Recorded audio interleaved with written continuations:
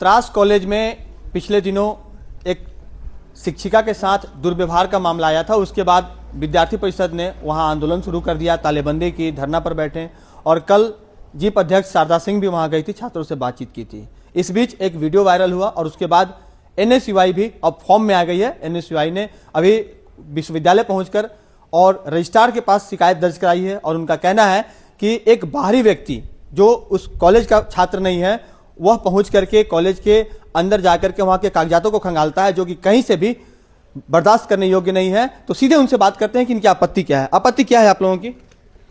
देखिए, आपत्ति ये है कि जिस तरीके से ये जो रात में आधी रात में कॉलेज में घुस करके कॉलेज के जो भी सरकारी दस्तावेज रखे हुए हैं या फिर कोई भी स्टूडेंट का डॉक्यूमेंट रखा हुआ है उसको ओपनली वो दिखा रहा है वीडियो में और चैलेंज कर रहा है कहीं ना कहीं वो यूनिवर्सिटी की अथॉरिटी को या फिर पूरे कॉलेज के प्रशासन को चैलेंज कर रहा है कि हम खुले आज़ाद घूम रहे हैं, वो कोई रोक टोक नहीं है, हमको जो मन करे कर सके।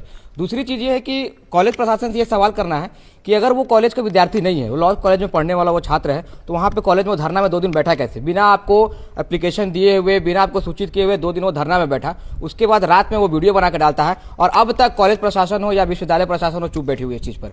इसी को संबंध में लेकर के हम रजिस्ट्रार से ये मांग किए हैं कि या तो कॉलेज प्रशासन में कार्रवाई की जाए या तो उस लड़के पर कार्रवाई की जाए। लेकिन एक और बात कहना चाहेंगे, जो शिक्षिका के साथ जो गंभीर घटना हुई उस पर आप लोगों ने कुछ नहीं बोला?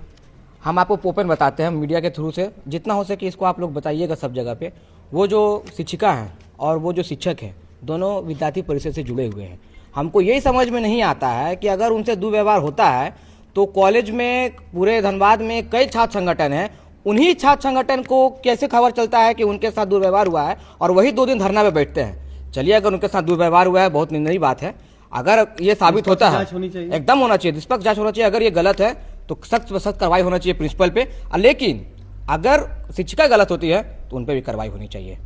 कॉलेज परिसर में शैक्षणिक वातावरण फिर से बहाल हो, इसके लिए आप लोग कुछ पहल करने की मांग की? हाँ, एकदम कॉल किए हैं। 75% अटेंडेंस कंपलसरी ये तो चला आ रहा है, लेकिन कुछ होने वाला नहीं है। मेरा पर्सनल सुझाव यही रहा है कि सेमेस्टर 1 का 25-29 सेशन वाले का भी इंटरनल एग्जाम होने वाला है, तो मेरा यही कहना है कि अगर उस समय बच्चे आते हैं तो उन बच्चों को एक बार रोका जाए ताकि उनके मन में डर आए कि हमको क्लास करना है, पढ़ाई जरूरी है, क्योंकि कहीं ना कहीं बच्चे की भी गलती है। अभी आप लोगों ने जो ज्ञापन सौंपा है, क्या आश्वासन मिला? और जो आश्वासन मिला उस पर अगर काम नहीं होता, उस पर अमल नहीं होता है, अगली कार्रवाई आप लोगों की क्या होगी?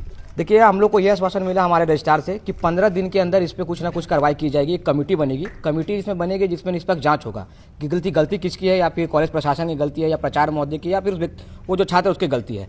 लेकिन अगर 15 या 20 दिन के बाद अगर इस पर कोई कार्रवाई नहीं होती है तो जैसे कि अभी पता आचार संहिता लगा हुआ है, कुछ भी कानूनी तौर पर हम कुछ कर नहीं सकते हैं। हम लोग भी और टाइम मांगे हुए हैं, टाइम देंगे, उनको बर्दाश्त करेंगे। उसके बाद पूरा यूनिवर्सिटी में तालाबंदी का काम करेंगे। बिल्कुल। तो जिस तरह से विद्यार्थी परिषद का आंदोलन हुआ उसके बाद अब एनएसयूआई ने भी कहीं ना कहीं यूनिवर्सिटी प्रबंधन को स्पष्ट कर दिया है कि जो इनकी मांग है, जो ज्ञापन में जिन चीज़ों का जिक्र किया गया है, जिस छात्र पर कार्रवाई की मांग की गई है और कॉलेज प्रबंधन की लापरवाही पर जो उंगली उठाई गई है, इन तमाम चीज़ों पर संज्ञान लेते हुए कार्रवाई सुनिश्चित करें। और अगर वह कार्रवाई नहीं होती है तो आने वाले वक्त में भी ये जो एनएसयूआई है वह भी आचार संहिता के खत्म होने के तुरंत बाद कॉलेज प्रबंधन के इस अनुशासनहीनता के खिलाफ और इस लापरवाही के खिलाफ और यूनिवर्सिटी प्रबंधन की लापरवाही के खिलाफ वो सड़क पर उतरेगी, या फिर कॉलेज नहीं बल्कि अब यूनिवर्सिटी का तालेबंदी करेगी।